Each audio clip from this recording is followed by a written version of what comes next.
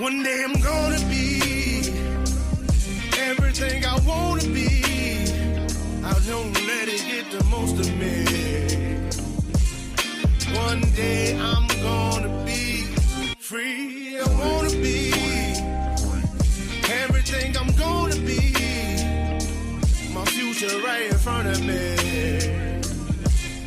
One day I'm gonna be free.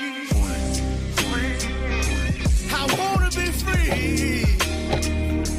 Then let me be free. From the depths of darkness, a voice emerges. A host with a fire burning in his soul. With a heart of steel and a spirit unbroken. He rides on two wheels ready to claim his throne. Amidst the chaos and the thunderous roar, insane wheels rise as a force to be reckoned with. Fueled by the power that only metal can bestow.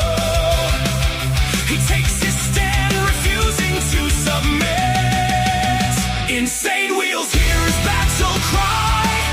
A metal mayhem that will never die. With engines roaring, he paves his way. A legend in the making, day by day.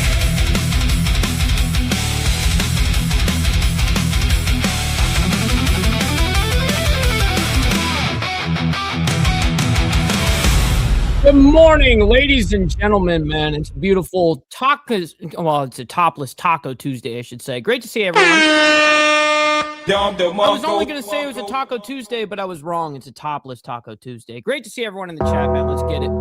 We got a lot to discuss, as we always do. It seems like every day in the news is just chaos. So we got Japan earthquake, and that came out to a 7.1, by the way. And then we have Trump speaks and an update on the whole Seattle shooting. So we have a lot of details that have emerged from this, and it's actually understandable why the identity was withheld at this point, because we found out the age of the person as well, and he is a minor. He's like 15 years old. So anyways, before we get into like today's madness, of course, let's go through the chronological timeline of what we're going to be discussing this morning. First, we're going to talk about right after we got off the live stream yesterday. Unfortunately, there was a reporting going on that I just happened to miss like by minutes. There was an attack in Paris. Man shouts Allah after stabbing 3 women over there. Man, this is just crazy shit, man. A lot of radical shit going on. Then we have a report from Chiefs Eric Benmi's son arrested for shooting mom. Now, I'm not really sure who this guy is. It says Eric Bellamy. I don't even know how to say his last name. Wife was shot in her Virginia home. Police say the son has been arrested. She was found with multiple gunshot wounds. Officials say that Elijah Zion Bianmi, whatever his last name is, was arrested and charged with malicious wounding. Interesting. And then we're going to be rolling into Trump speaks to reporters on Air Force One ahead of his Michigan visit, actually. And then we have Seattle officials give update on mass shooting at food festival. That came out 19 hours ago, and I think we even have more of an update of that situation. But first, we have President Trump on Iran, General Motors, and affordability. This is yesterday. He was doing he's speaking over there at General Motors in Michigan. I'm sure that some of you guys, if you guys have been following the media a little bit or tracking Trump of whatever he's doing, that's what he was doing yesterday. Then we have tornado tears through Wisconsin, thousands without power in Appleton. Yeah, no, it's crazy. This town where I live went through a really heavy tornado in 2011, and thank God, it didn't. I don't think it killed anybody, but man, there were like all the people around here were without electricity for like 3 weeks, 2 weeks. It was like ridiculous. And then we have police investigation, potentially gang-related Seattle shooting. Mayor takes questions. Now, gang-related, okay. Then Seattle shooting, reporters press officials for answers. So I guess these reporters are pressing to get these answers after the deadly attack, and this is coming out 13 hours ago. So that is the latest update that we've got from officials on that. And then we have a small plane makes an emergency landing on a California beach. What, yo? That's hey, man, if it's small enough, I guess. Hopefully you don't get fined up the ass because it is California. I'm sure you land a plane on the beach, you're going to get fined $100,000 or some shit. And then, of course, we have the 7.1 magnitude earthquake that shakes Japan near Tokyo, and injuries are reported. I actually have the numbers for you guys. Of course, they just say it's injuring several people, but that doesn't mean anything. I want actual numbers on all of these things. So we have that for you guys. All right, quickly before we get into the madness, let's quickly do our call to actions, and then we'll hop right into the craziness. Make sure you guys hit that like button, double tap that screen if you guys are on the vertical side. I very much appreciate it, and it's free to do so. You know what else is free? Is hitting that subscribe button. This is what we do Monday through Friday, and then of course we have members only on Saturday morning, man. It's a good time. Now, speaking of members, please consider becoming a member, starting only at $4.99 a month, making sure we're not breaking the bank out there with anybody, but check it out. This is what allows us to keep these lights on and stay on these airwaves. So I appreciate you guys becoming members and staying members. Full side note here, follow my Instagram at BallValveTV, where I post everything behind the scenes of not only my life, but as well as the show, Millennial Food Time, breaking news, as well as politics, all that great shit. Also, we have a Discord server for all of you legends where we hang out as a community. But of course, what the best part about the Discord is not only just that, but we break news. We have a breaking news segment where I actually break minute by minute plays, especially in the regards to the shape shifting of the world with missiles and all that kind of shit. So, and last but not least, all super chats, super stickers, gifted memberships, and membership signups are, of course, all going to be presented live and shouted out onto the show. But if you guys like to skip that YouTube 30% brutal cut that they take from your hard-earned cash, we have these platforms that are scrolling around at any time. You can donate to those, and I get 100% of the proceeds. And of course, we'll be reading out loud anything that comes our way, just like a normal super chat. So I've got my email up or always be scanning. All right. Appreciate you guys. Good morning to everybody, man. I'm going to try to say hi to you all as fast as humanly possible, I guess, because we got a lot to cover this morning. We got Carney coming in with the first comment. Good morning to you, by the way. We got Motobomb Virginia as well. Good morning, and thank you guys from the coffee crew for the amount of support that you guys show over here on Insane Wheels, man. We got Prez as well. Good morning to you. We got Gary as well, and Naomi. Good morning to you guys. We got Rabbit of Chaos. That's right. Good morning. We got OG Steve Easy. Yes, sir. And Brother TNT. And So Loud, my man. Good morning. Red Lipstick. Good to see you, by the way. Happy Topless Taco Tuesday to you. Great to see you in the chat. Hopefully you're enjoying your morning so far. I definitely know that we are. Let's see. We got Virginia Chaos, my man. Good morning to you. Always appreciate you hanging out with all of us crazy fucks over here. Let's see. We got Virginia Chaos. We got Vanguard Critters. Good morning to you guys. Let's see. We got Jamie. Good morning to you as well. We're scrolling our way as fast as humanly possible. I promise. We got No Grow. Good morning to you. And we got a raid. What? A Angry Casper raid? Is that what's going on over here? Good to see you, by the way, Angry Casper. Great to see you. Good morning. Good morning. Let's see. All right. Looks pretty much like we're almost caught up. We got Pablo as well. Good morning to you. All right. Let's get into the madness, man. We got a lot to discuss this morning and get through. So yesterday, right after we got off the live stream, like literally right after we got off the live stream, as soon as I hit end live, I looked at all the different headlines, and this one had just popped up, and I'm like, fuck, I missed it. Oh, Carney raided me. Gotcha. Thank you, Carney Vanguard, for the raid, by the way. You guys over there at the coffee crew are amazing. All right, so we're going to hop into the craziness. Welcome back to Live Now from Fox. I'm Stephanie Quinu. We are following some breaking news, and this is a live look from a scene there in Paris, France, after French police have detained a man after he attacked 3 women with knives in Paris. Why are you attacking women with knives? Why are you attacking women at all? You pussy. According to the Interior Minister, she says that the man attacked the 3 women who are 19, 24, and 36 years old, attacking the 3 women with 2 kitchen knives and severely wounded. What's up, RLM? Great to see you in the chat, by the way. We got some craziness breaking that's going on. I mean, shit, this is the very first story, and we got a lot to get through. Interior Minister, she says that the man attacked the 3 women who are 19, 24, and 36 years old, attacking the 3 women with 2 kitchen knives and severely wounding 2 of them. Now, there was... So she used 2 different kitchen knives in her... So she was dual wielding knives? Was video that was airing on X. It was verified by Reuters. It showed a man with long black hair wearing a cream tracksuit and wielding a large knife in each hand, stabbing and attempting to attack a young woman. It is unclear whether that specific woman was injured. And then there's another. What's up, Charlie Rose? Good morning part to you. of the video that shows the same man lying on the ground, immobilized by bystanders with those two knives lying nearby. According to the man, he said, quote, "It is Allah who commanded me." So that is what the man. Oh, it was Allah that commanded him, huh? Listen, man, hit the like button, not for Allah, by the way. Hit the like button for Jesus. Feels ultra good to be a G. Double tap that screen if you guys are on the vertical side. Very much appreciate you guys. You don't have to like all this craziness, but you guys can like it from me and what we do here. So thank you for that. We got well over 200 people in here between both the live and is streams. Quoted to have said as he was on the ground. The French Interior Minister said that the man had been detained by an off-duty police officer.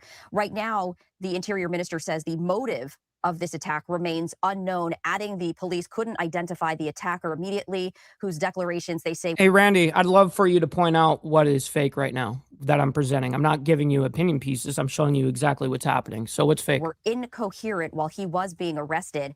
The French National Anti-Terrorist Prosecutor's Office said it was weighing whether to open an investigation. So right now, the prosecutor's office is looking into whether this was a terrorist attack. We do know, according to this article from Reuters, that the man who attacked those three women said, quote, "It is Allah who commanded me." So we are continuing to follow this. What a piece of shit. Breaking news out of France. This comes after an attack in Germany. There was an attack at the Berlin Pride Parade, and German investigators say that particular deadly attack was a terrorist attack. So we are following this breaking news out of France. Any additional? And of course, we're going to follow any story that we present. Obviously, we do our best to follow it. Unfortunately, they don't give any other details either, which is a letdown for damn sure. All right, let's go ahead and move on into something interesting here. I actually don't know how to pronounce the guy's last name, but Chiefs Eric Bieniemy's son arrested for shooting mom. This happened yesterday. Is showing. It says Eric Bieniemy's wife was shot in her Virginia home. Police say the son has been arrested. She was found with multiple gunshot wounds, and he's been arrested and charged with malicious wounding. All right, let's go ahead and bring this up quickly before we get into what Trump is talking about first.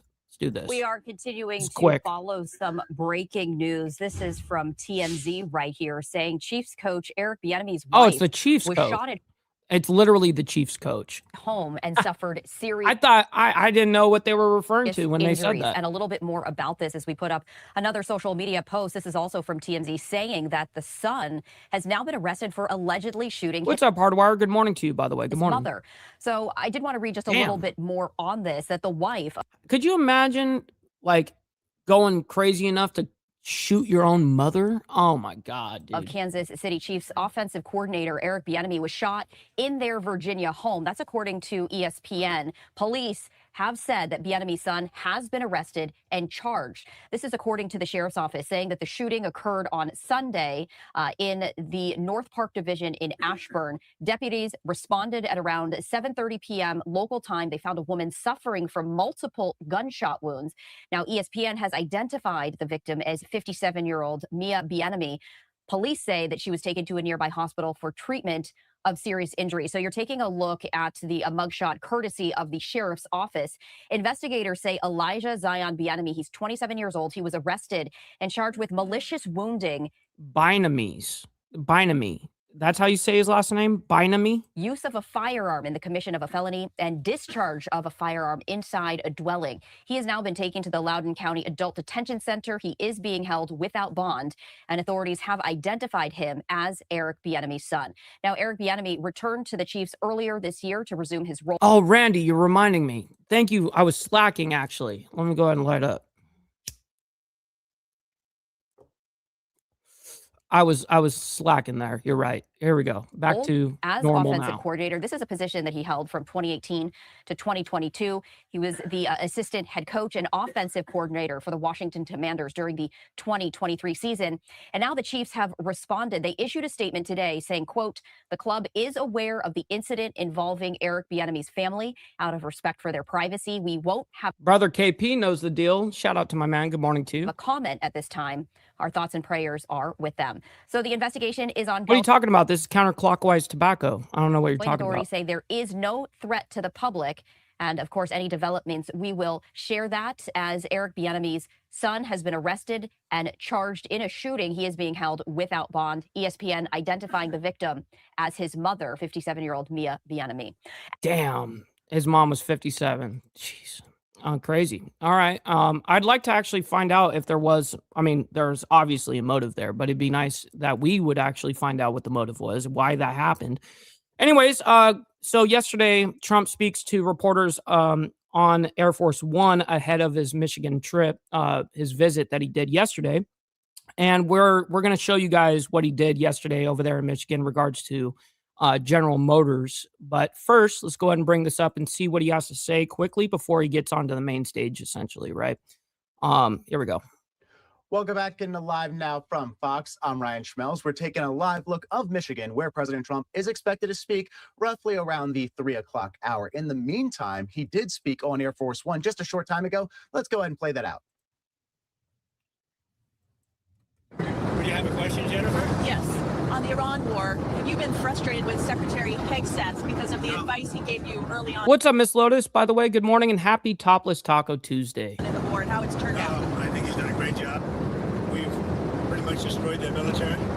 They want to meet, and we're meeting. We'll see what happens. There's a chance we can. Should be there. Should be outside of the, if I had to guess, it should be outside of the chat, obviously. I think you might even have to exit out of the chat to see Make it. a deal. Without what we did, they wouldn't even be talking to us. They requested a meeting through their surrogates and directly. And we're meeting, and, you know, good things can happen. I guess oil dropped very big today.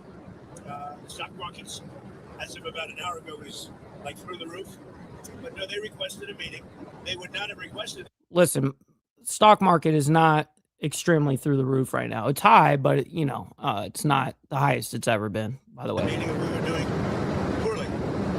The only reason they want to meet is because we've been hitting them very hard. Yeah. And then oil going down, remember that shit is temporary. And then once strikes happen again, then, you know, oil obviously goes up. It reacts to not only emotion, of course, but it reacts to warfare. How much patience do you have left with Iran, sir? I have plenty of time. Plenty of time. Their whole shoreline's wiped out.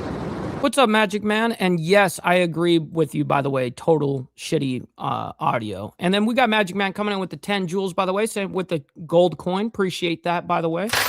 Making it rain in the chat, my man. The strait is in very good shape. And we're talking right now. You know, they wanted to talk. And then people said, please don't shoot last night, the night before, 2 nights.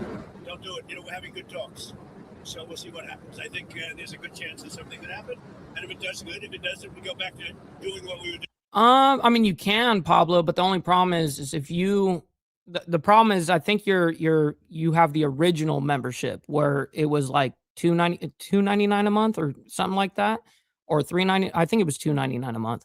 So if you take off your membership and then re-up it, it's now going to be at $4.99. So just letting you know. 2 days ago. What has communication been like with the Houthis and the Red Sea? The Houthis, are you concerned Well, about we're the dealing with Saudi disruptions? Arabia, and it's a problem that we had. Terrible audio. We knocked the hell out of them. This is not good enough audio for me. This is like bullshit. We're moving on. Seattle officials give update on mass shooting at food festival. Now, this is the first update that we saw since yesterday when we gave the original story. And, you know, we had that small press conference that came out, our press release, whatever. Let's go ahead and bring this up and figure out what's happening here. This is the first update from yesterday. And then we have a second update, actually. So we have 2 different updates. Welcome back into Live Now from Fox. I'm Ryan Schmelz. We're heading out to Seattle, Washington, as officials are getting ready to give an update on that mass shooting that led to 3 people being dead, as well as several other injuries. Let's go ahead and take this live. I think that's a mayor right there.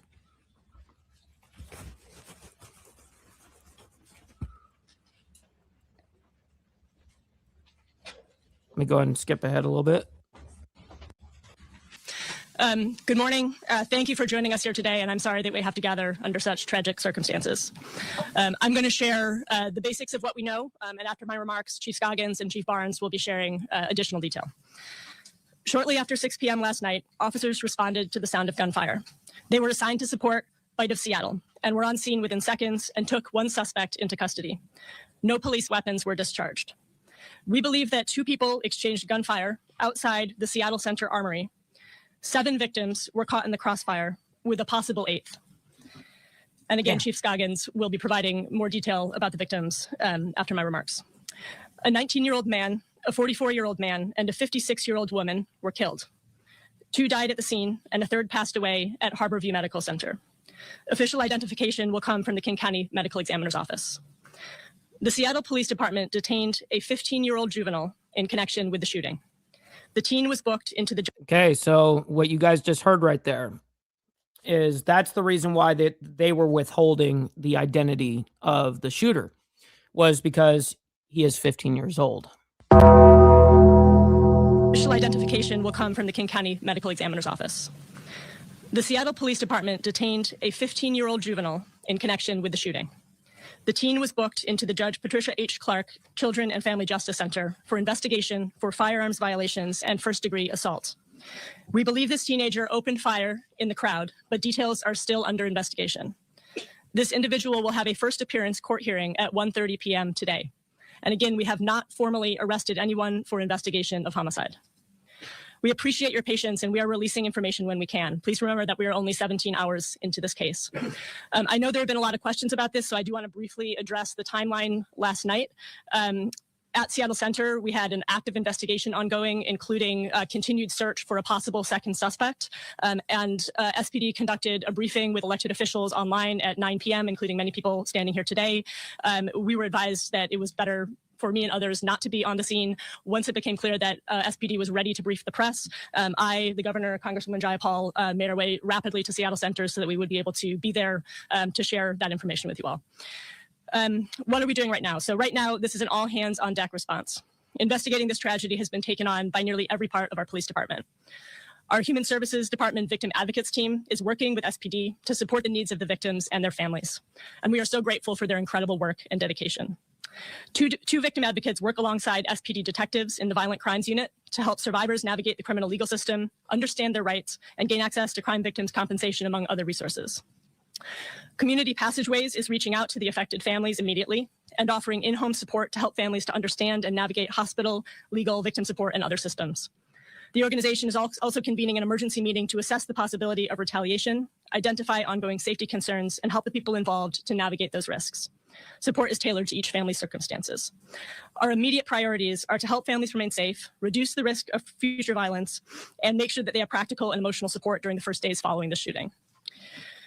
I want to acknowledge that this has been an especially tough week here in Seattle. Thursday night, there was a shooting near Aurora in North Seattle, again in Capitol Hill on Friday night, and now at the Seattle Center last night.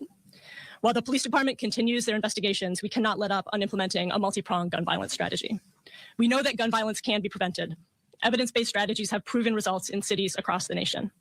We know that a successful gun violence reduction strategy is based on strong partnerships between community leaders who design and implement neighborhood-based prevention strategies, social service providers focused on the root causes of violence, community members with moral authority over group members who can deliver a credible message against violence, community members who can interrupt cycles of violence and de-escalate tensions before they erupt, and law enforcement who can hold group members accountable if they decide not to put down their guns.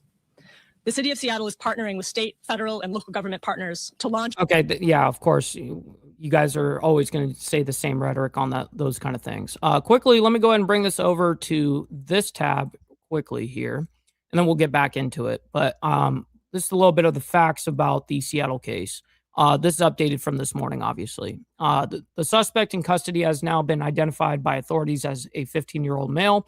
Because he is a juvenile, Seattle police have not publicly released his name, which is standard practice under Washington law. This is coming out from the Wall Street Journal, by the way, yesterday, I'm sorry, that came out last night.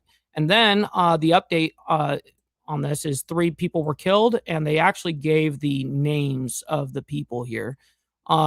Investigators say that Junior here said was one of the shooters and died at the scene. And he was the one engaging in firearm or shooting back, apparently. And then there was Carlos, was an apparent bystander. And then we have Ashley Whitehead, 56, an apparent bystander who later died at the hospital. Now, the 15-year-old suspect is being held in juvenile detention. Initial allegations include firearm violations and first-degree assault, while prosecutors determine what additional charges to file. Murder? What? Anyways, investigators now believe at least 3 people were involved in the exchange of gunfire. So this, the important part, is you had the 15-year-old that's now in custody. He was the guy that was believed to obviously have the exchange of gunfire. Then Junior, like I told you guys, he was 19 and he died during the shooting. And then there was a third suspect. Now this is the thing that they're looking to. They're looking for this guy right here. He's at large. And he remains at large right now, and this is being reported by Axios. Police continue to say the shooting appears to have been a targeted exchange of gunfire, with investigators looking into possible gang connections.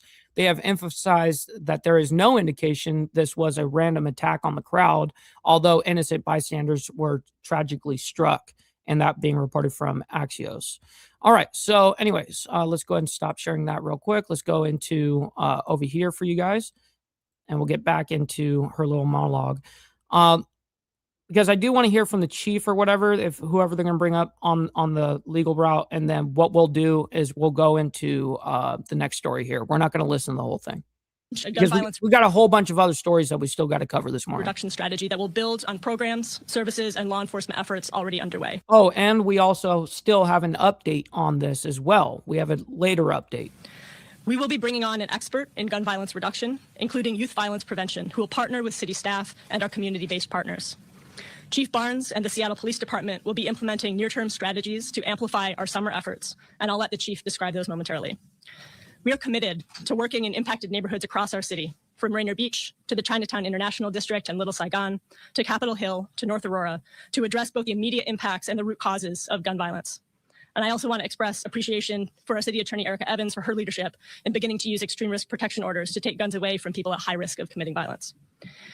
No one should have to fear for their safety or their life before attending an event, gathering with friends, or experiencing our city. No parent should have to worry that their kid won't come home at the end of the day. My heart is with the victims of last night's tragedy and their families and everyone who is suffering for their loss. And I also know that many people who were not physically injured will carry what they experienced yesterday with them for a long time. The terror and the trauma of gun violence reaches far beyond those who are struck by the bullets. I want to express profound gratitude to our police officers who were on the scene and responded immediately and with care and decisiveness, and to everyone at the Seattle Police Department who has been working nonstop since this tragedy occurred. And our so she's not going to give anything else after that. So let's go ahead and bring up this guy right here. Hold on.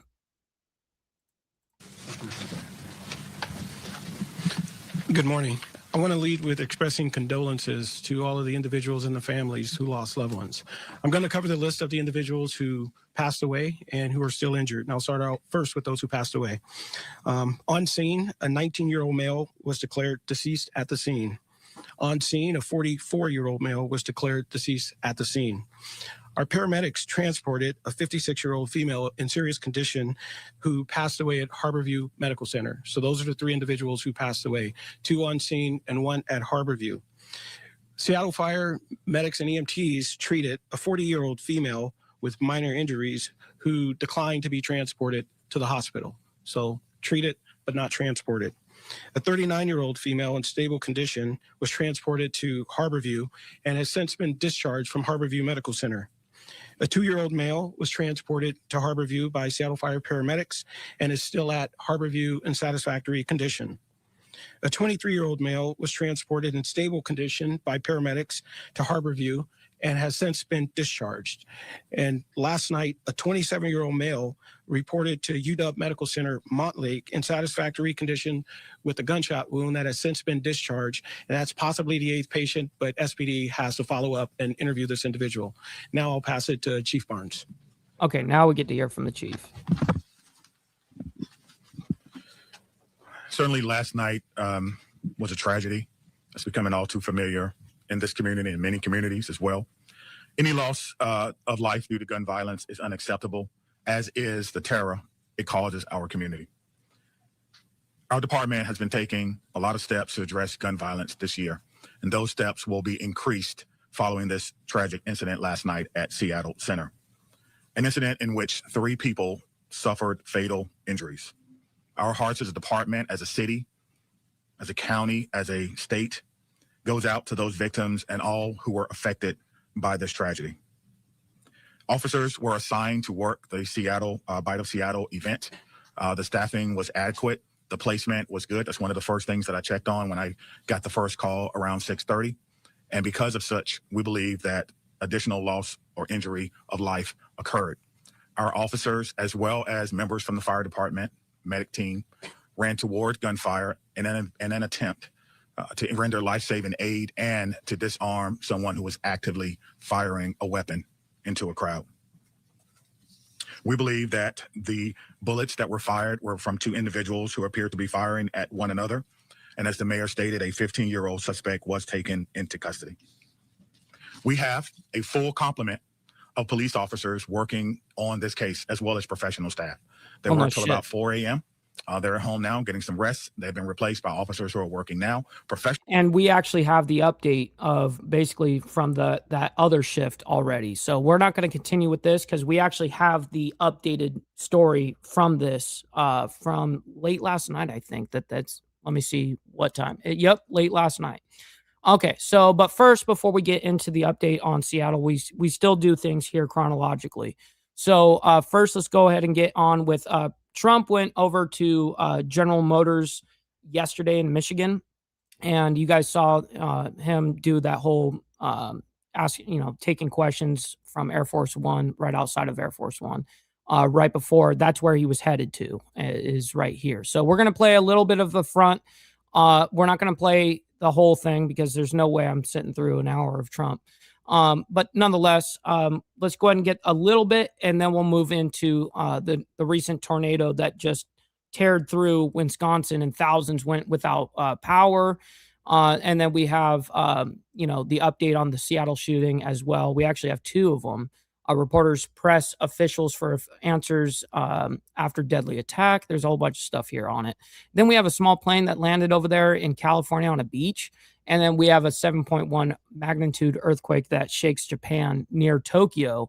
And we actually have the numbers on that whole thing as well. So first, let's go ahead and do this. There we go. Thank you very much.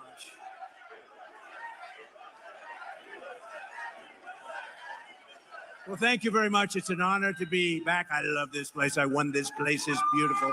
This beautiful state. We won by a lot. Great to be back in Michigan. And hello to the men and women of General Motors. And before we begin, I have to say, so I had a wonderful father, right? And he was a hard worker. He was in the real estate business. And for him, super luxury. This is the only way. He didn't want planes. They didn't have planes in those days, I don't think. He didn't want anything. You know what he wanted? A Cadillac every 2 years. This was to him.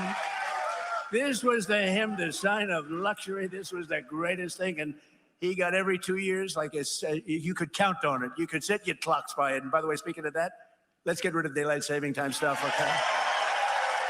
We have a bill in. Hopefully the Senate's going to approve that one.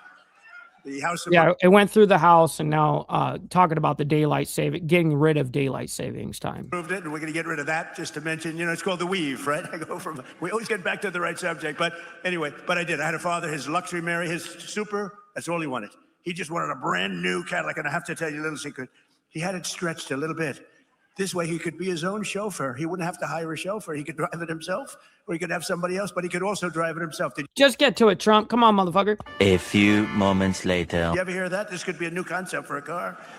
But I had a wonderful father, and he loved Cadillac, and I'm thrilled to be back in this beautiful state, and I'm honored to be the first sitting president to visit one of the most storied places in the history of American auto making, and that's the world-famous General Motors Proving Ground. Now, we just got back. We watched some cars, and they are beautiful cars. But what's up, Mountain Woman? Great to see you, by the way. Happy Topless Taco Tuesday to you and everybody, by the way. Great to see everybody. And by the way, we have well over 450 people in here between both the live streams. Listen, there's a lot of craziness happening around the world. I don't ask you guys to like it for that reason, but hit the like button and double tap the screen on the vertical side for what we're doing here on Insane Wheels. So thank you for that. All right, here we go. I was very also impressed with that was the largest piece of asphalt I think I've ever seen. I've seen a lot of big asphalt, but I've never seen one that big. I said, you got to be kidding. But over 100 years, General Motors carved a 5.5-mile test track out of Michigan earth and built a crucible for American cars that would change the world. And that's what happened. You have changed the world. And maybe more importantly, you have made a comeback like very few companies. You are doing really well. And Mary and your whole group have done a fantastic job. They love their cars. One of the top executives I just met, he was showing, he said, you know, sir, I just love the cars. I just love these cars. And I thought that was nice. This land bears the tire marks of every model of the legendary Chevy Corvette. It bears the scars of the first auto safety test, and that was probably pretty tough. And ever since the presidency of the late, great Ronald Reagan, who in all fairness... What's up, Trucker? Great to see you in the chat, by the way. Shout out to Ireland. ...who I liked. But he did allow our cars to disappear into Japan and other locations. We cannot do it. We love him. But on trade, Trump is much better. Much better. But this facility is proudly designed, built, and tested. The presidential limousine, affectionately known as the Beast. Have you heard of it, Mr. Mayor? I want to thank the CEO of General Motors, Mary Barra, as well as the president, Mark Royce, and the entire leadership team. Mark, really great job. The whole leadership team, the job that you've done over the last number of years especially has been incredible. And it's a display of speed and skill. Horsepower goes into these cars, and everyone's talking about General Motors, including me. That's why I'm here. And more importantly, thank you to the auto workers, the technicians, the mechanics, the welders, the engineers of General Motors, because there's no finer group of people. And it was workers like you who built this country. And now it's the men and women like you who are making it bigger, better, richer, and stronger than ever before. We are doing unbelievably well as a country. We're building more auto factories and more plants than at any time in the history of our country. And someday the fake news is going to be writing stories about it. They don't like to write those stories. That's why they call them the fake news. But for decades, the auto workers and manufacturers of this great state were sold out and betrayed by globalist politicians and corrupt special interests who let other countries steal your jobs, pillage your factories, and loot the crown jewels of American industry from Detroit and all over our country. They were ripping us off, not only in the auto business, but in many other businesses. Every president before me promised to stop it, but none of them did anything. They did nothing. But now, Jesus, at long last, Michigan finally has a president who stands up for Michigan auto workers and puts America first. You know, you had a leader, I don't know if he's still with you, Sean Fain or something. This guy was bad news. I never spoke to him, never saw him. He was a Democrat. He thought that Biden or Kamala would be wonderful. They would, you would have, Mary, I hate to say it, you wouldn't have an auto industry right now if they got elected. You wouldn't have an auto industry. But shit, what up, 5150 Boomer? Great to see you in the chat, my man. Good morning. I don't know what happened to the guy. Somebody said he got fired, but I can tell you, the people that count, those people love Trump. Because I've done more for you than your parents, okay? Your parents are good. I'm not going to... He said, I'm doing shit. I'm doing more than your parents did for you. Shit, this motherfucker. Knock your parents, but I have been better to you than your parents. That I can tell you. And they would agree with me. Wherever they may be, they would agree. Today, I'm proud to say that the auto industry is back and America is back, and it's pulling Detroit and Michigan along with it. Our country is so successful, it's pulling it along, but you have some great representatives that are going to become governor, senator, congressman, women, but you have some great people. I'm going to mention them in a second, because under Sleepy Joe Biden, hold it. What's up, Greg? Good morning to you, by the way. Happy Topless Taco Tuesday to you. Hopefully you're enjoying the morning so far. What's better, Sleepy Joe Biden or Crooked Joe Biden? Let's go. Sleepy Joe Biden, Crooked Joe Biden. They're both true. They're both very true. The United States had the highest trade deficit ever recorded. So we had the worst trade deficit, and our country was losing more than $1 trillion a year on trade every single year, and it got worse and worse. And if they were in there now, that number would be close to $2 trillion. The trade deficit in automobiles was more than $300 billion annually. That means outside countries and companies were coming in and just robbing us blind. And it was causing tremendous problems for your jobs. But now all of that is changing because I placed historic tariffs on foreign producers and manufacturers, including a 25% tariff on foreign automobiles, something that no other president had the courage to ever do.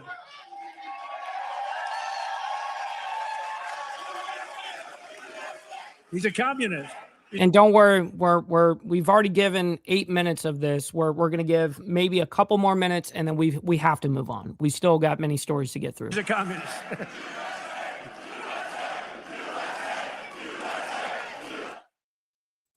Thank you. He's a communist. We're running against communists. Now, this is great.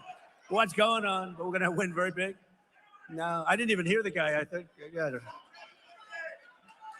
You see what they want to do?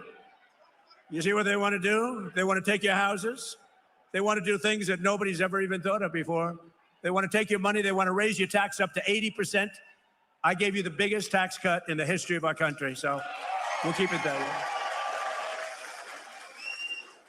And I said this morning, they also want to fire the police. They don't want police and they don't want prisons anymore. I think that's a great idea. Does everybody like that idea? No police. They want no police and they want no prisons.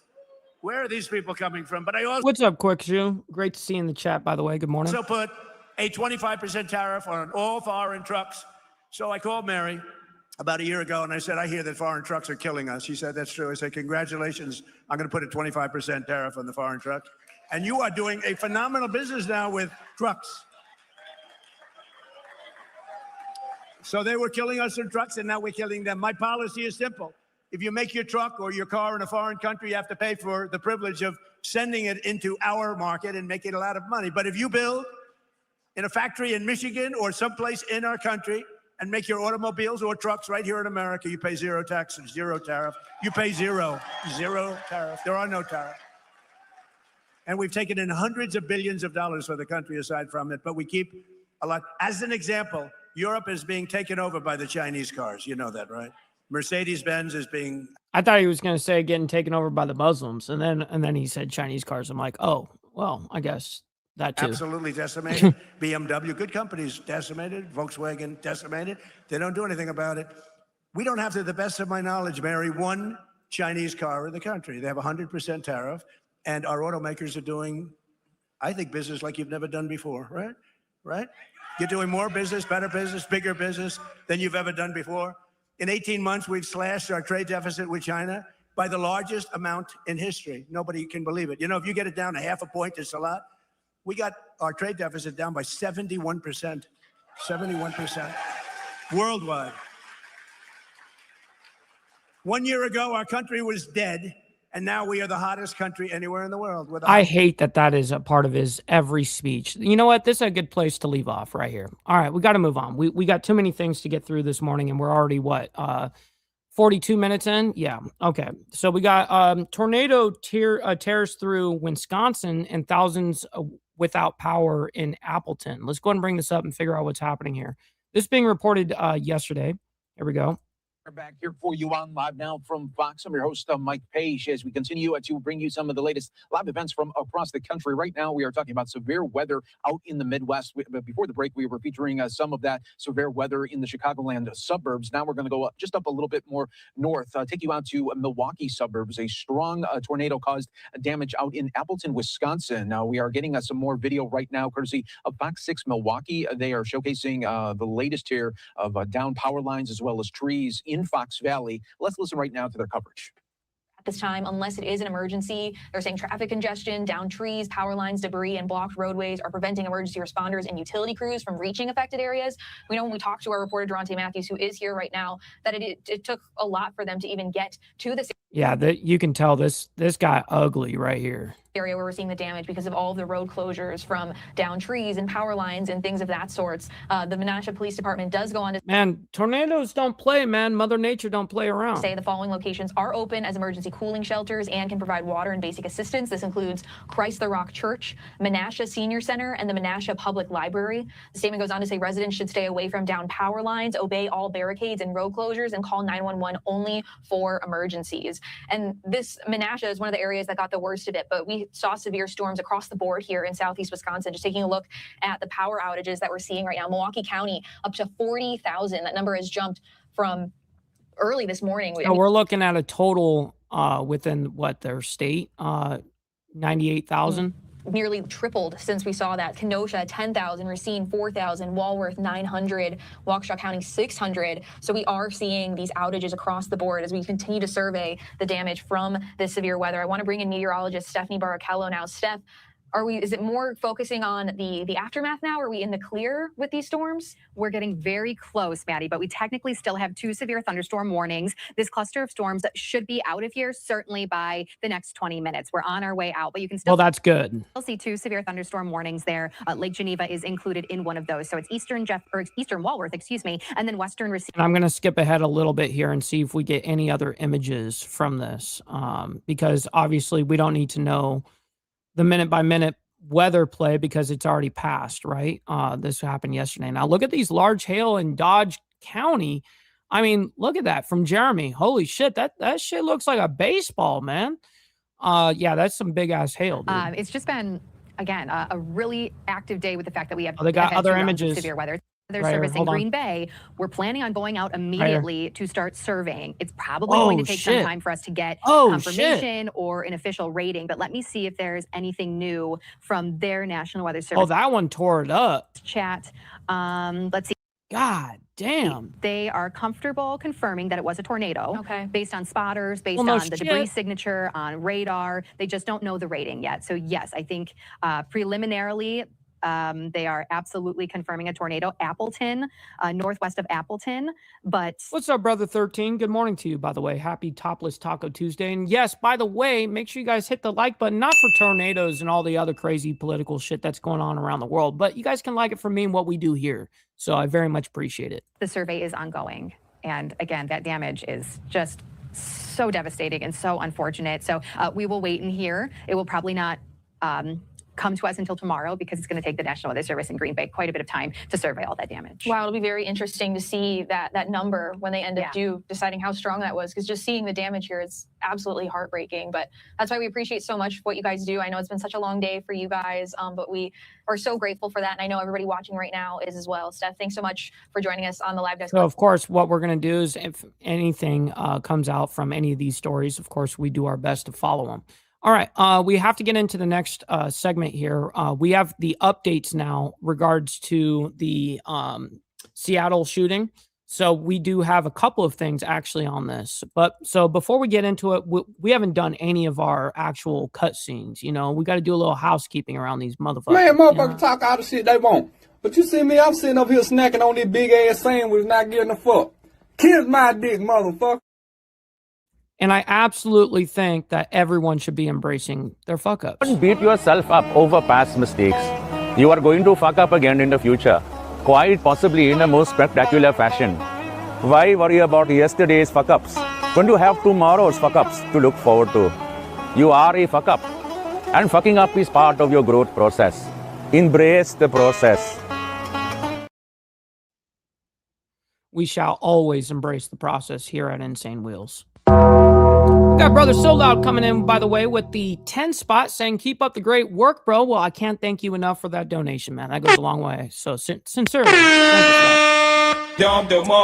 yes, always embrace your fuck ups. And we always got that sandwich clip on lock. You know what I mean? Also, send in your freaking money. All right, just get the money part done. Give me money. Money me. Money now. Me a money needing a lot now.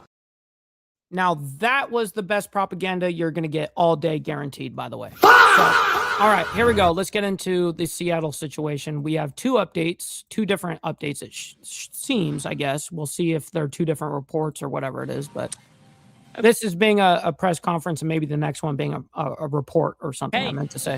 Thank you all for returning today.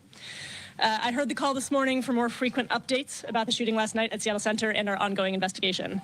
I want to be transparent, so I've called this press conference, and we will be holding another tomorrow at noon at this same location.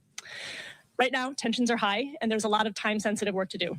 I've asked Assistant Chief Nicole Powell, who is in charge of the Investigation Bureau, to present with me this afternoon. She's heading up this investigation.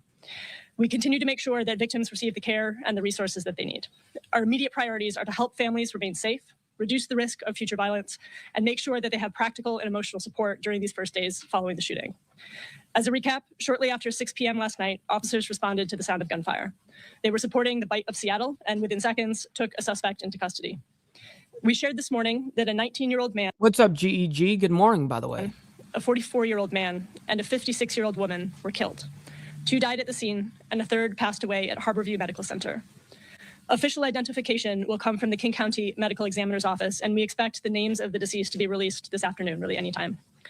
Our Human Services Department. Now we actually have the names and everything already. I already showed that to you guys. Let me go ahead and just swap over to this tab real quick. So this is the 3 people that were killed right here.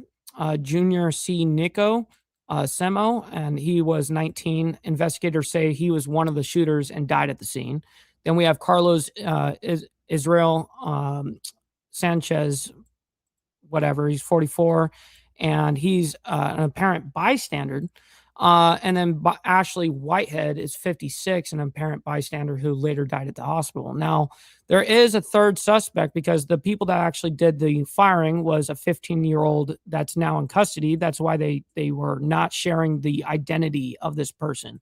Now, I wish at the very top of the thing, yesterday and the days before when all of this was like breaking, what they should have done is just said, we have a underage person in custody and we can't release the identity because of that. Then everyone would have been like, okay, cool. But instead they're just like, I can't answer questions about it. And so it makes you think, okay, well, what are you fucking hiding? So anyways, it did come out that it was a 15-year-old that is in custody. He was one that was involved in the shooting, as well as Junior, who died at the shooting. He was also returning fire or shooting, but whatever, at the 15-year-old. Then there's a 3rd suspect who remains at large right now. So there's an active manhunt that's happening right now in regards to that. So anyways, let me go ahead and bring it back to this over here. Victim advocates team is working with the Seattle Police Department to support the needs of the victims and their families. We are so grateful for their incredible work and dedication. We now know that at least 2 people exchanged gunfire outside the Seattle Center Armory. 1 is in custody, and a 2nd has been identified as the 19-year-old deceased man. This is new information in our ongoing investigation. Police continue to look for a 3rd possible suspect. And please, we're still seeking more information. So if you have information, call the tip line at 206-233-5000. What's up, Papa D? Good morning to you. Our next steps in this investigation include reviewing bullet casings, investigative interviews, following leads that come in through the tip line, and reviewing any available camera footage. While the Seattle Center cameras were not located where the scene of the crime was. Oh, shit. Real quick. We got Papa D coming in with the 420. By the way, we always appreciate you, my man. Saying late, but still lit. Yes, sir. Appreciate you making it rain in the chat, my man. Good morning and happy Topless Taco Tuesday. Next steps include looking at the video to see if they offer any new information. Let's get the likes up, everybody. As you're aware, the Seattle Police Department detained a 15-year-old juvenile in connection with the shooting. And this individual had their first court hearing at 1:30 p.m. and remains in custody. The scene at Seattle Center has been cleared and the grounds are open today. I want to acknowledge all of the Seattle Center staff who've been looking after folks and cleaning up. From across the entire campus, from security to event staff and everyone who has had to respond and continue working, many often invisible in this work. And they're just as traumatized by what has happened as the visitors. The team has been unbelievable, working 20-hour shifts. So to our leadership and staff at Seattle Center, the city's gratitude is with you all. And I wish that they didn't have this super long diatribe just to get to the facts. It's like, hey, listen, we know that you're thankful for all the agencies that help you and, help solve all this, blah, blah, blah. Yes, we get it. You don't need to name every single person in agency. And we're working great hours and doing all this. And fuck all that. Just tell us exactly what's happening, please. I also want to express profound gratitude to our police officers who've been working nonstop since this tragedy occurred. And no one cares, honestly, bro. Come on. Identify ongoing safety concerns and help the people involved navigate those risks.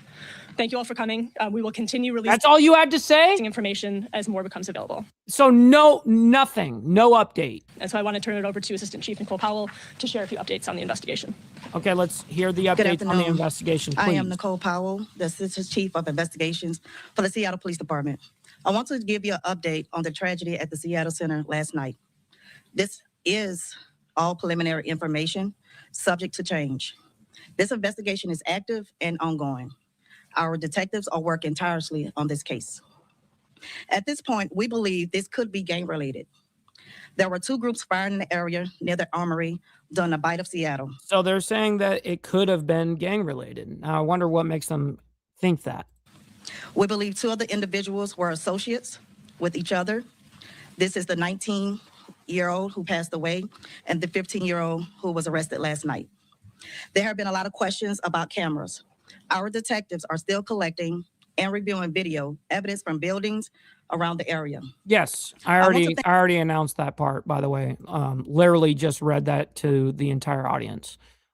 Yes, see, look, here's the names of the people who were the actual people that were involved in the shooting is 3 different people. And then also 3 people were also killed, and one of them being the actual shooter and died at the scene. So appreciate you, but we're ahead of you. So anyways. Thank our officers who selfishly ran into danger, our detectives and professional staff who are working together on this investigation. These men and women serve Seattle day in and day out with pride and dedication. Again, I want to emphasize this information that I provide today is preliminary. Once we have additional information, we will provide it to the public. And if anyone have any video, seen anything, please call our violent crimes tip line at 206. Okay, so it sounds like that's kind of the only information that they are willing to actually spill out, is saying that it's possible gang relations, right? So now we do have an update on this. This is the latest update that we've got on this story. So let me go ahead and bring this up and figure out what this is. If this is a report of some sort or whatever it is, let's figure out what's happening here. Food festival turning chaotic after a shooting at the Bite of Seattle in the Pacific Northwest. And new information coming in today about this fatal shooting, saying there was a trio of suspects involved. We heard an update from the police and officials earlier today. Let's be joined right now by Fox 13's Dan Griffin on the ground. Dan, thank you so much for joining us. And people were out there enjoying some of the savory treats of this food festival, but those guns— Yeah, Adam, it drives me nuts. It drives me nuts listening to these guys fucking stroke each other. It's just, give me a break, dude. Just give the details of what's happening. Shots rang out. What do we know about who they're still looking for at this hour? Yeah, so they haven't given us much in way of a suspect description for this potential third shooter that they've talked about. We know a 15-year-old was taken into custody, and that 15-year-old was in court today. We also know that a 19-year-old, what we believe and understand, shooter involved is dead. That third suspect that they potentially talked about here, we have zero information about, and that's really been at the root of some of the issues we've been kind of asking them about today. I was in a press conference where we asked city officials, what was the holdup yesterday? It was about 5 hours between when this shooting happened, and then apparently elected officials eventually got briefed, and then we finally got a news conference at just about before 11 o'clock or so. But in that time— And I just showed you guys that. we eventually learned that there were 3 people who had died and then 4 people who were hurt, including a 2-year-old boy. And so this was certainly a serious— Oh, he's talking about the first night. Okay, understood. Situation. After the Seattle Center shooting at about 6 p.m. Sunday, victims, Bite of Seattle attendees, and people across Seattle needed information from city leaders, but they'd have to wait for nearly 5 hours. Yeah, they even misreported. I think the mayor said it, where she had both of them in custody. Well, that wasn't true. She had to come out and announce that what she said was incorrect, and they only have one in custody, and the other one's at large. Waiting for dignitaries. I remember that. But we need the police first, please. Who are these so-called dignitaries? You'll be here. Fox 13 News pressed Mayor Katie Wilson and Police Chief Sean Barnes as to why. Barnes was in Texas attending an awards ceremony. I was not in town yesterday. I wish that I had a crystal ball and we could schedule gun violence, but we can't. Yesterday I was in Dallas. I wish we could schedule gun violence. What the fuck? That's an odd thing to say, by the way. The National Organization of Black Law Enforcement Executives Conference. It's their 50th anniversary. Reporters repeatedly asked his team at the scene for answers. Victims were on the ground, covered in white sheets, and officers were everywhere. But we were told little about how deadly the scene was, how many people were hurt, and what danger remained. Mayor Katie Wilson says SPD briefed elected officials at 9 p.m. Sunday. Once it became clear that SPD was ready to brief the press, I, the governor, Congresswoman Jayapal, made our way rapidly to Seattle Center so that we would be able to be there to share that information with you all. Fox 13's Lauren Donovan pressed officials further. Were we forced to wait nearly 5 hours for a press update, including Governor Bob Ferguson or U.S. Representative Pramila Jayapal? So you can say his office unequivocally did not tell you to wait? No, absolutely not. Officials told us there was an active investigation and a search underway for a possible second suspect. I continued pushing for answers. And we are sitting here waiting. And the only thing that we had was a tweet and people who were afraid and a lot of information on social media filling the vacuum. So why is it that citizens in the city of Seattle had to wait for almost 5 hours to get answers? Oh, good on him for pressing the issue, by the way. Shit. Got him. Oh, shit! Oh, shit! It's so serious that's made national headlines. Of course. Yeah, I mean, my office put out a statement at 8:30, which again included an initial inaccuracy. So again, this speaks to the tension between providing information early and providing it accurately. So we, along with SPD, were trying to manage that tension, and we got information out to you all as soon as we possibly could. And then she storms off. And it's certainly been tense here in Seattle. I can tell you it's been a horrible time for our city. It was a beautiful day yesterday. It was a wonderful Sunday. Yeah, Virginia Chaos, I think this definitely deserves the actual clip towards them on this. They need to embrace their Don't beat yourself up over past mistakes. You are going to fuck up again in the future, quite possibly in a most spectacular fashion. Why worry about yesterday's fuck-ups when you have tomorrow's fuck-ups to look forward to? You are a fuck-up, and fucking up is part of your growth process. Embrace the process. At this point, Seattle, just embrace the process. All right, here we go. Families to be out there. But even today, the police chief had a very tense confrontation after that press conference with a local reporter, and we had that, we caught that on camera as well. It was just something I've never seen before. Yeah, it's hard to fathom, and it puts potentially the community at risk. That's the heart of why we're looking for so much transparency. Did they give us any idea that the public might be able to help in search for the suspect that is apparently still on the run? Yes, so what they're looking for is any video or witness statements, anything that people might have captured that could help lead them to. It's crazy how we have video surveillance of everything. I mean, everywhere, every major city's got major flock cameras everywhere. I mean, we have flocked America, which we need to unflock, by the way. But we have all this shit, and you're telling me this, you can't find this motherfucker at all? You don't even know what this guy even looks like, dude. A potential third suspect, but we don't even have a description. And I will say getting information so zero description far has been like a drip. So we had this press conference last night. We had one today that was very tense. Oh yeah, we are in overtime now. We still got a couple more stories to get through. So you know what they say about overtime? No tax on tips, no tax on overtime. Send in your freaking money, man. Absolutely. Denied. But I still love you guys. All right, let's go and do this. And we just had one at 4 o'clock. Hopefully they're going to continue giving us regular updates so we can give people more information and so that people in the community can then share any pictures, videos, or information that they might have. And can I ask you my last question, Dan, before I let you go, just for our national audience? They talk about the bite of Seattle and the food culture in Seattle, certainly unique in the Pacific Northwest. Can you share some insights into what the bite of Seattle is? Who goes there? What kind of foods? How is it bringing the community together in a big way?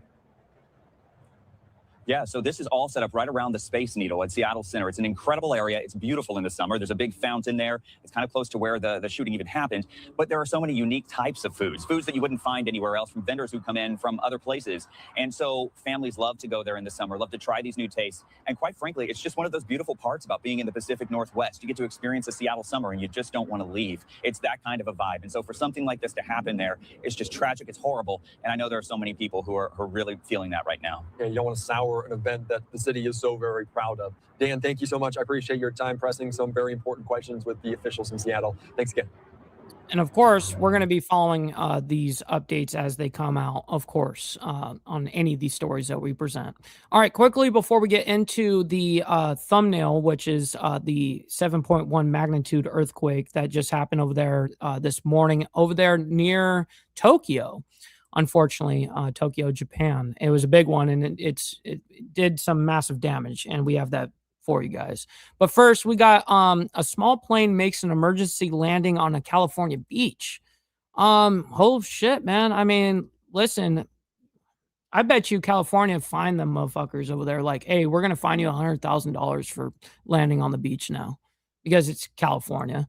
California. Well, what began in the sky ended with a plane on the sands of Huntington Beach. Sky overhead. My old stomping grounds. Just moments after the pilot made an emergency landing with a remarkable outcome. Fox 11's Laura Diaz live now with the latest from Huntington State Beach. Laura. Well, Glenn, it was a day of high drama here. She's right there in front of Tower 7. Wow, I know exactly where this is. Here in Huntington Beach, as you just mentioned, that Piper Cherokee that you see behind me made an emergency landing about 2:05 this afternoon. The problem started almost very soon into that flight, about 5 minutes in. I'm going to call in now the pilot and the passenger. We're joined now by Mike Bremner. Great job, by the way, pilot.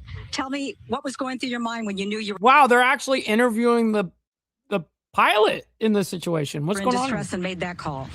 I couldn't believe it was happening right away. The engines started to quit, and I thought, wow, this can't be happening. But we were taking off out of John Wayne Airport. The pre-checks were normal. And John Wayne, man, That's a interesting airport, and also because they have regulations that other airports don't necessarily have. Takeoff was normal.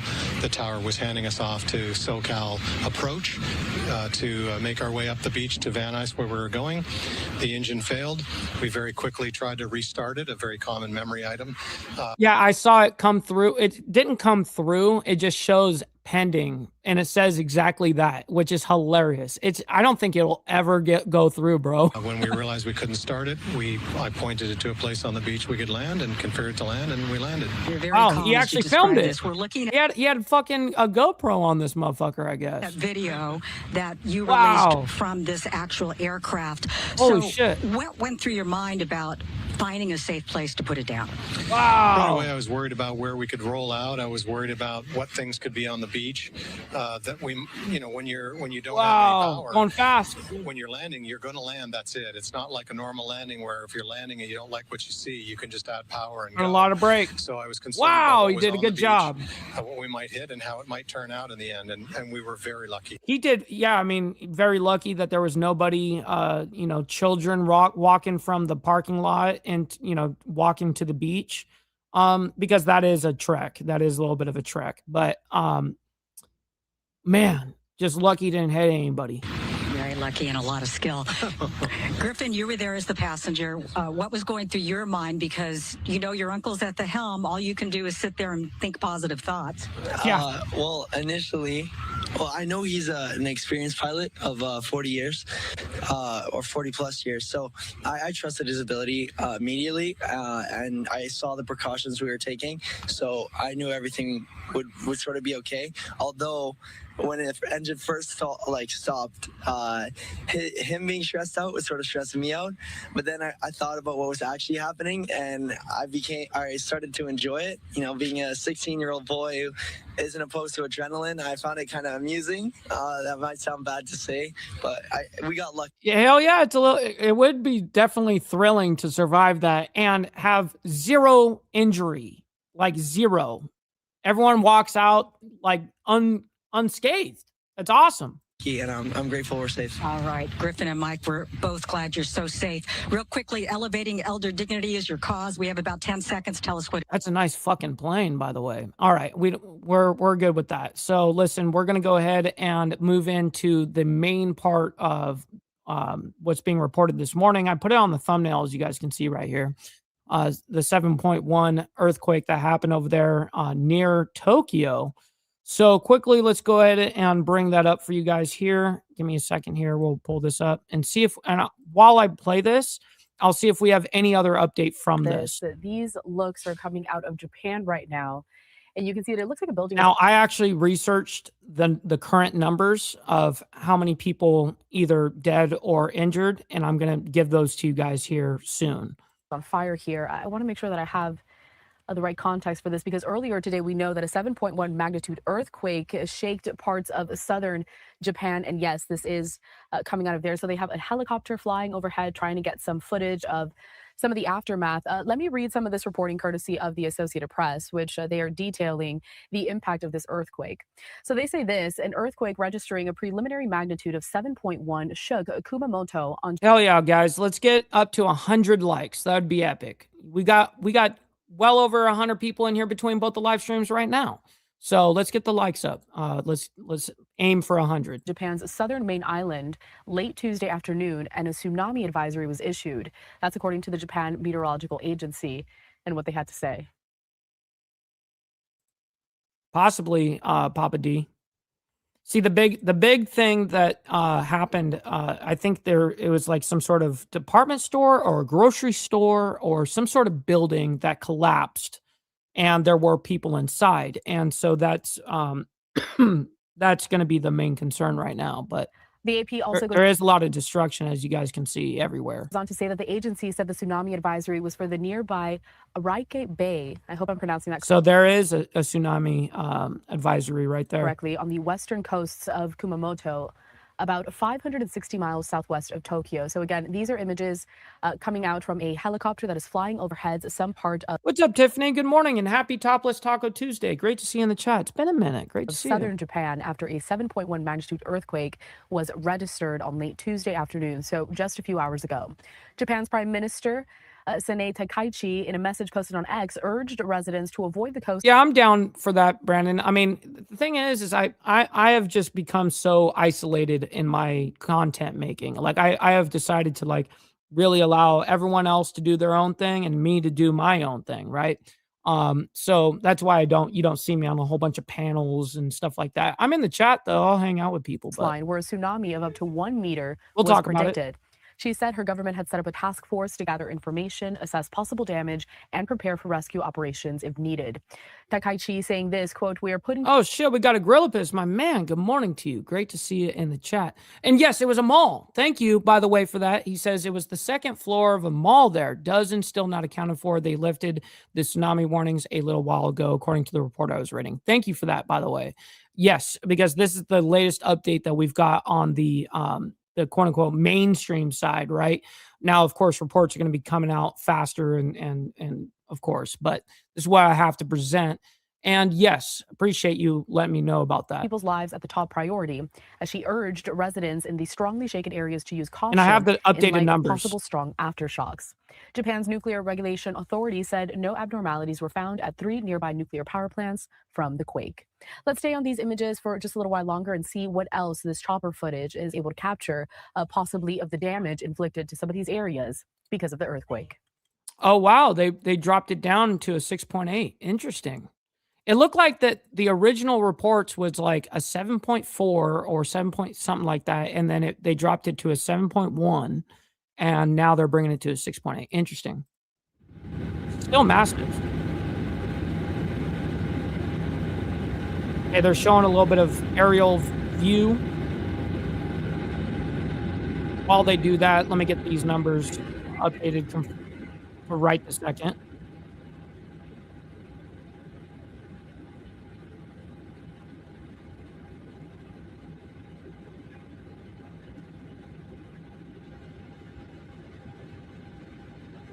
Okay, so right now, regards to this whole thing, is this the most up-to-date confirmed information? Is we have now confirmed there's one person that has officially been confirmed dead. Earlier, right before we started the show, I looked up these numbers as well, and it says just an hour ago, confirmed dead, no official nationwide death toll has been confirmed yet. And now, just since we've started, they have moved it to one person has been officially confirmed dead. That's being reported by Reuters. Then we have injured. More than 100 people are being treated in hospitals. Reuters has previously reported around 90, but the last update now says over 100. And then it says missing. 20 to 30 workers remain unaccounted for after the partial collapse of an Aeon shopping mall following the quake and an apparent explosion. Rescue operations are ongoing. That's coming from Reuters as well. Yeah, so the casualty numbers are expected to rise because search teams are still working through the collapsed mall, and more than 100 aftershocks have already occurred. Wow. That's a lot of aftershocks right there. Several communities remain without power and transportation is heavily disrupted. Damn, that is very, very unfortunate. Okay, so let's go ahead and bring it back to this. See if we get any more from this. I think they're gonna show the mall or something. That's a crazy looking build. Whatever that is. Is it an overpass? I can't even tell what that is.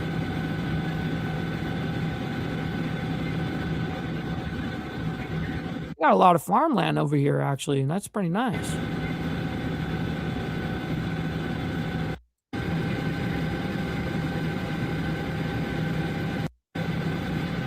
Traffic jammed up like a motherfucker, of course. Let me go ahead and just bring down the volume. We don't need that blasting. I was hoping that they would show the actual mall with the collapse. Unfortunate. I guess they're not going to show it. All right, ladies and gentlemen, I can't thank each and every single one of you guys enough for the amount of support that you guys showed to the show. Hitting that subscribe button, hitting that like button as well, double tapping that screen. Listen, I can't thank you guys enough. All right, listen, we'll be back here tomorrow morning for more of the World's Menace as we continue down this truth-seeking adventure, of course. And listen, God bless you guys. We'll see you guys here very soon, and make sure you guys stay safe. Much love. From the depths of darkness, a voice emerges, a host with a fire burning in his soul, with a heart of steel and a spirit unbroken. He rides on two wheels, ready to claim his throne. Amidst the chaos and the thunderous roar, insane wheels rise as a force to be reckoned with, fueled by the power that only metal can bestow. He takes his stand, refusing to submit. Insane wheels hear his battle cry.